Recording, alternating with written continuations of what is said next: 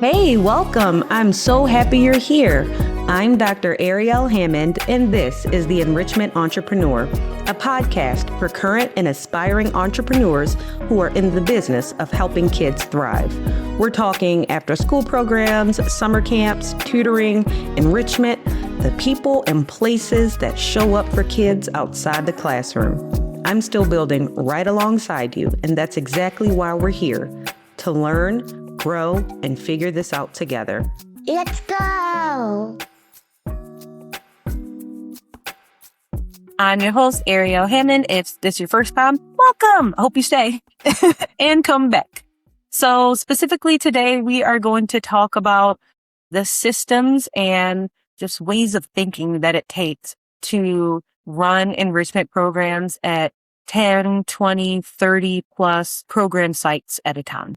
I can speak to this from personal experience because I've done that all pretty rapidly. In just 1 year, I went from having 10 to 30 plus school sites without tanking my systems. So I had some hard-won lessons and learnings to share, and I want to hear from the community as well as we go through this information. If you have anything to add to the discussion, we have a group on Facebook. So you can find us at Enrichment Entrepreneur Community on Facebook and add to the discussion there. So look forward to seeing you there. So there are systems that help us to first get consistent in our program delivery before we hit 10 sites. And then from there, we can scale those to the 20 and 30 plus. So something easy that if you don't get it right early can really hold you back down the line is going to be communications. So how do you handle your parent communications? For us, since we are an academically rigorous program, we hold ourselves to the standard of providing families the information about what the child is learning on a timely, regular basis. So we don't just say, hey, in this program, you're going to learn this and throw it at them for them to somehow reference throughout, 2 or 3 months of the program. We want to, yes, give them all that information up front, but then to give them relevant talking points, summaries, all of that kind of extension activities, like the day of, so that when their child gets in the car, this is the moment I'm always designing for because I experienced it with my own kid.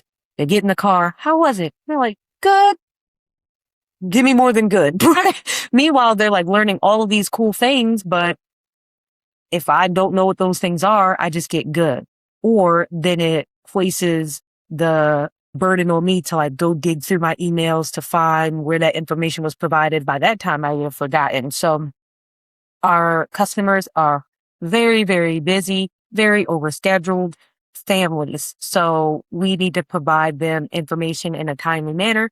That is one of the ways.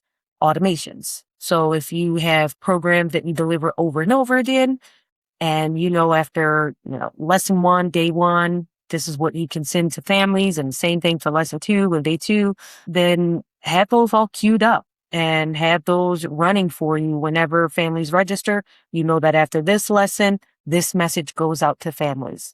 If you can create those automations on your own, great. If you have a tool or software that does that for you, then that's even better. But that's just an easy area to stand a cut above the rest because parents, working families are really not used to being provided timely information. Like we're used to getting a cancellation message the same day. I've had it where my kids on the soccer field, we're looking like, where is everybody? While being chased by a rabid squirrel. I'm telling you the detail. The squirrel was just going nuts. No pun intended. And then I'm like, what is happening? Then I have to call my husband. We're at the field. Where is everybody?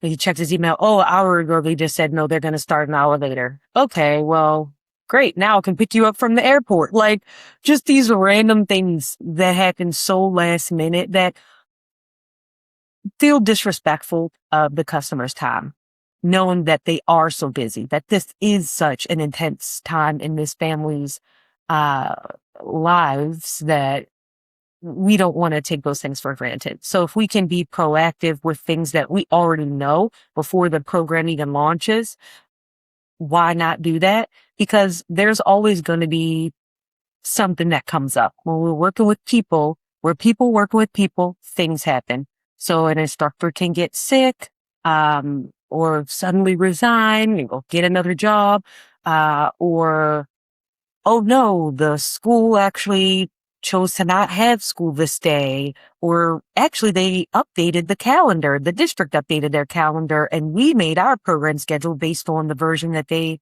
released in the spring, but then they gave an update at the end of summer. We didn't catch it. And so now we have a program that's on a non-school day.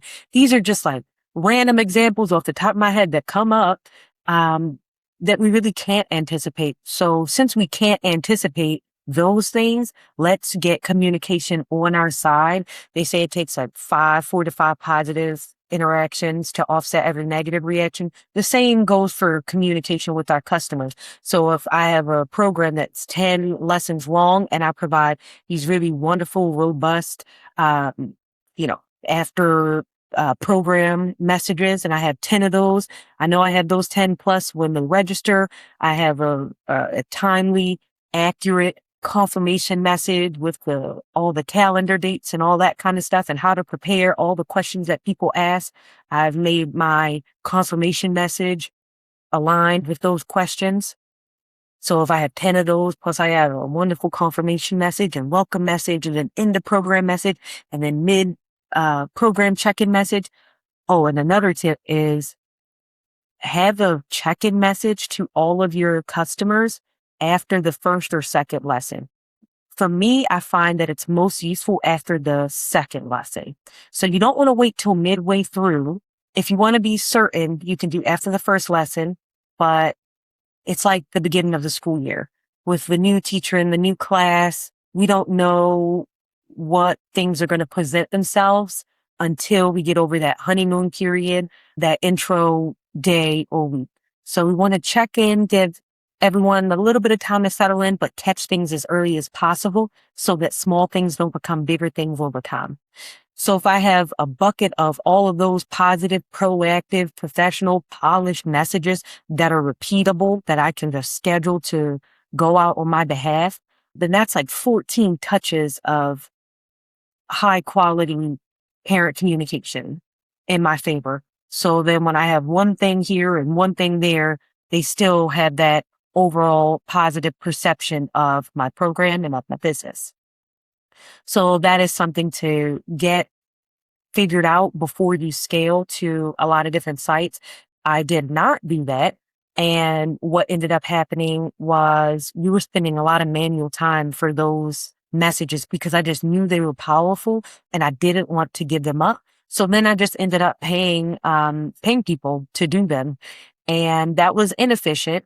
But the messaging that worked, we figured out the timing so that then when we started using NROPS, our all-in-one enrichment platform, we had the messages and the cadence and the timing that worked effectively, most potently to deliver to families. So just as we can send those automated messages to our families, we want to make sure to also apply that to partners. Depending on your cadence, some things kind of just run like clockwork. If one partner needs it, one school site needs it, most or all of the school sites need it. So let's batch that, know what we need from our partners or what our partners are going to ask from us as early as possible and deliver that to everybody at the same time. And if that can be done for us automatically, even better. It's best to just do it inefficiently before we focus on making an efficient process. So just getting in the habit of, okay, what do partners typically ask every year in August? What do they ask every year in September? When you know they need your final rosters, they're going to need your draft rosters. Then we know there are going to be last minute additions and subtractions. Okay, they need your final rosters before the class starts. They're going to need your beginning of year rosters, who you had so far. They're going to need your registration flyers. They can share it with family, then a registration message. So that can be all batched and created at the same time. They're going to need updates on enrollment so that they know that it's happening. They know if they need to help with a push, anything like that. All of those things are pretty predictable and can be scheduled to happen beforehand. If you're paying a monthly fee to take registrations or you're losing a cut to a marketplace, then NREPS was built to end that. NREPS is free for businesses. It's free to use, no subscription, no monthly fee, and no marketplace cut.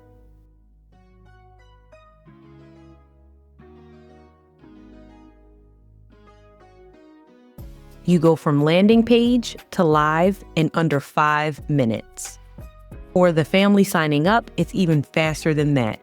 No account, no app, a link, a tap, and they are done. There's nothing to migrate. There's nothing to lose. Go to nrops.com, build your first registration, and see it live today. We also know that the same thing is going to happen at the beginning of each term. So the same roster, roster dissemination, the same marketing flyers and messaging that's going to be needed. So those can just be timed throughout the year. And that's 3 different touch points if you do a fall term, a winter term, and a spring term, which is standard for after school enrichment. Then that's 3 cycles of effective, proactive, batched communication with your partners. So you want to get that together before you're scaling your operation up, because similar to our families having that thought of just how professional and how organized we are, our partners, they're going to form those same perceptions of like, how on top of it are we? And just like with families, things happen. An instructor might have run into traffic or an accident, or like they got into an accident. I've had that happen twice with instructors where they've actually gotten into an accident and their cars have been totaled. They show up the next session with a rental car. Like that happens. So, and the instructors were fine. But given that those things happen, we want to, again, get their perception on our side. Whatever we can proactively provide, whatever we can anticipate happening, let's have excellent communication with those things that we can anticipate so that it carries favor when the instructor isn't there or they're late or some other issue happened. So we want to get those systems in place as well, those go-to messages. And then the same for customer service. So analyzing what are the questions that we're continuously getting from customers, potential customers. And if we're getting the same kinds of questions over and over again, then that is something we can address proactively through the FAQs on our website, through our registration process, our landing page, our flyer, our registration message. All of those things can then be used as opportunities to proactively provide that information for families so we can decrease the volume of inquiries that we get. So we want to do that and make sure we're not getting a lot of messages. In the beginning, before I had these systems, before we really analyze the common trends in our potential customer inquiries and customer support, each program would have a few questions. I can't think of a specific number, but it required some time. Let me say that. It required some time. And now, less than an hour per term is spent on responding to customer questions. So that's really solid considering the fact when you have like 1,500 kids a year. There will always be a need for, one-off questions, but we want to have standard responses for the things that we get the most. And we want to prevent them from having to have that burden of reaching out to us to ask those things. So that's another area where we can look into becoming more streamlined with our operations when we're at 10, so that when we scale to 20, 30 plus, we're ready to do that and we have efficiencies there. Other things we want to get a hold on because they can just become wild. certificates of insurance are COIs. So typically each school that you have, each school district that you work with, they're going to require a specific COI that names them as the covered entity.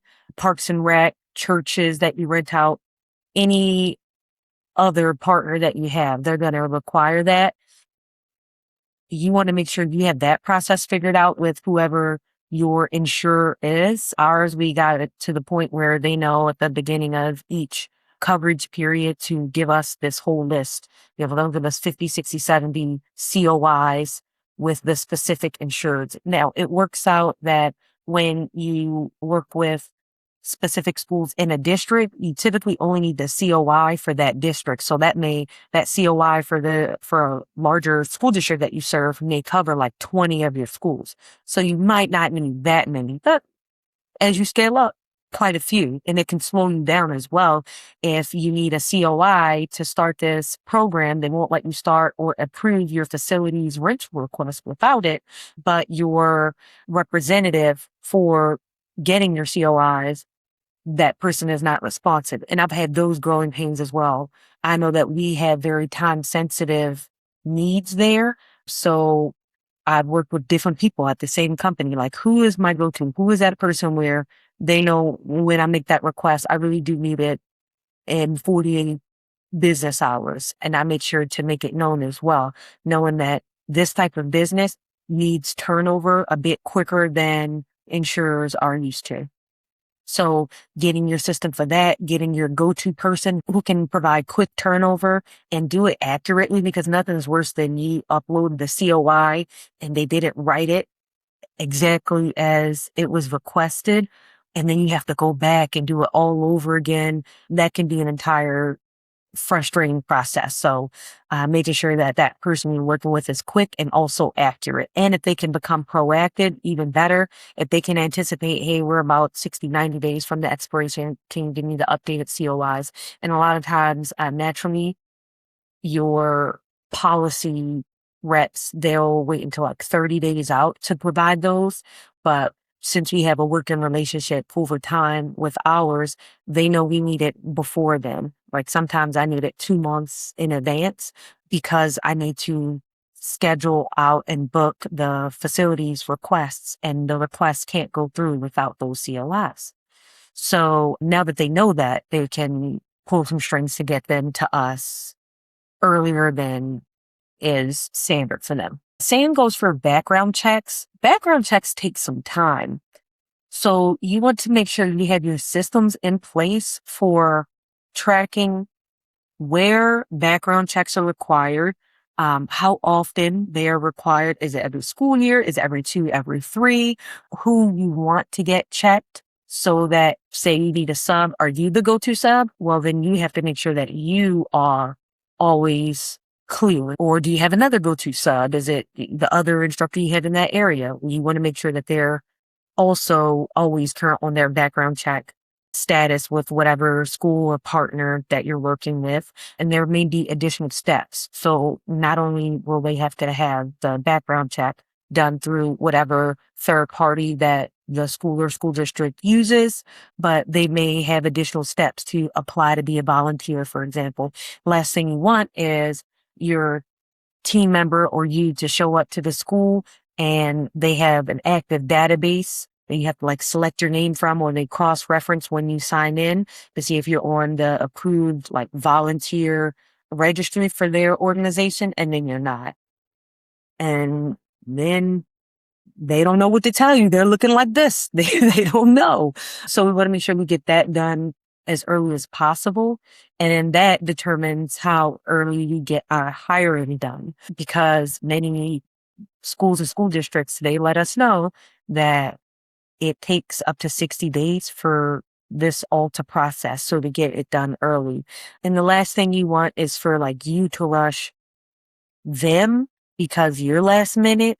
The larger the organization, the more inflexible and apathetic that they're going to be to the plights of you being last minute and what they consider like disorganized. So make sure you know how long it takes to process, to get through their entire process as well, and that you give ample time there, and that that's built into your system when you bring on new team members. And with that, you want to make sure you have fair ways to compensate your team members as they go through the different requirements of schools and districts. I have some school districts or Parks and Rec departments that require you to go, like this one requires you to do fingerprinting at the jail. Only time I've ever been in a jail, but I had to go in the back and do the fingerprinting and all of that. And that's required of any team member that I have work out there. So that's one example, but others require different things. They may require their own safety trainings. I've had private schools that require anyone leaving enrichment to attend mandatory in-person training. So your team has to have that in their schedules. Just everyone has something different. So you want to get that all documented, make sure it's current for each school year, get that as early as possible, and then making sure to pay your team aligning with that effort. Like, how inconvenient is it to do the background check for this Parks and Rec versus this district? Does this one require you to go somewhere? Does this one require you to participate in 3 hours of training?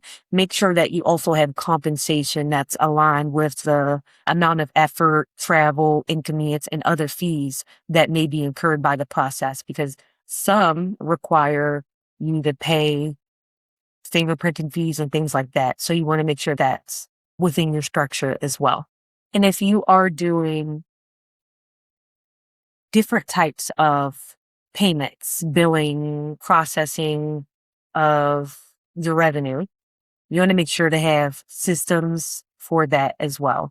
You may have some partnerships that pay you, some that you have to pay, and others that are just, no, you just use our space and families paying you, and any combination of any of the above. But you want to make sure you have your systems for those various pay scenarios as you are starting off and starting to grow before you get bigger and bigger and bigger. And then you're missing sending invoices or paying invoices on time. A lot of educational organizations, they do net whatever. Net 30 is a dream. They do net 60, net fill in the blank. Sometimes you have to be, what's it called, the squeaky wheel? Sometimes you have to follow up. So what processes are you using there? Are you using QuickBooks? Great. Are you keeping that current? What automations do you have? Because in QuickBooks, for example, you can send out an automation that reminds whoever you've sent your bill to that it's due. QuickBooks even has like a tone escalation where it's like, if it's this much past due, you can get a little firm. But we all know AI firm is very disrespectful. So you want to check for that before you damage the relationships with your partners.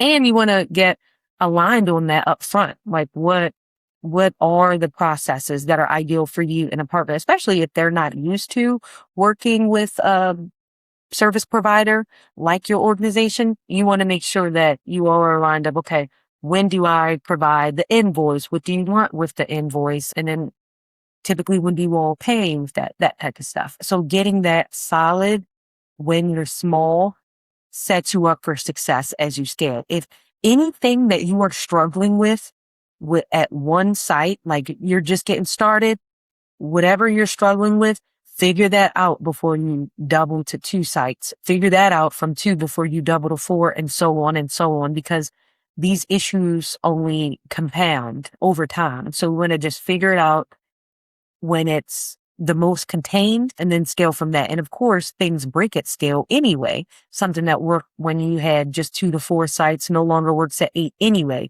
but at least you're not scaling the chaos from the get-go. We want to put the odds in our favor, because we know that there are additional complexities that present themselves and additional challenges that present themselves as we scale anyway. And as I've talked to others in this space, this has been resounding in people's experience of building the plane while flying it. Many of us, most of us, are creating systems for ourselves while we're in the middle of service delivery, while we're in the middle of still teaching our programs. And that is a really challenging place to be in, creating systems while simultaneously deploying and monitoring the effectiveness of the systems. But that's this type of business. So whatever tools, resources, leverage that we can get on our side to automate as much as possible, to create systems as much as possible, then that's what I would encourage all of us to do, because me doing that more recently this year has saved so much time. The platform that we created from experiencing this chaos en route, it saved us over 388 hours so far. We keep a running tally, but it's exactly on these things that I just mentioned. Keeping track of partner communications and invoicing and automated parent communications, and even those things that are easy levers to pull if you can, if you have the resources to, but so many of us miss out on, like re-enrollment. Most of us don't know how many customers return to us from one term or year to the next. And there are no warmer leads than previous customers. They've already purchased our services before. They've already shown they convert exactly for us. So how do we get them to come back? Are we in communication with those customers? Do we invite them to come back when a program aligned to their needs, instructional level, geographic location? When something is made, when a program is scheduled that aligns with their needs, do you offer it to them in a timely fashion? Do you reward being a return customer through things like promo, discount codes, those types of things that work really well in our industry? Like, do we do those things? And most of us, we don't, because again, we're building the plane while we're flying it. We're just trying to keep up with the services we're delivering right now, the programs we're running right now, that we're not proactive, getting ahead of the game and running early marketing automations, lead nurturing for our future programs. And so that's another place where having tools and automations that do those things for us help us. That's another thing we built into our platform. So I say this because I wasn't doing that beforehand. And then we started doing it, it was manual.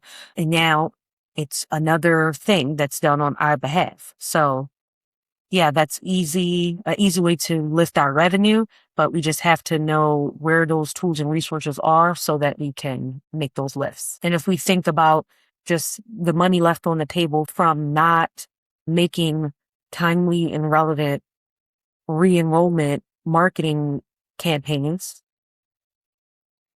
we could have something like, 20 something percent, for example, but there are actual figures out there that I should probably put on a Facebook post in my Facebook group. I think it's something like 46% revenue lift, because I researched this from sending re-enrollment campaigns. So they worked, but we just have to do them. And then we have to design our program so that people can return. If we just had the same, Guitar 101 program, well, then we lose everyone who took Guitar 101. Like, how can we also offer Guitar 102, right?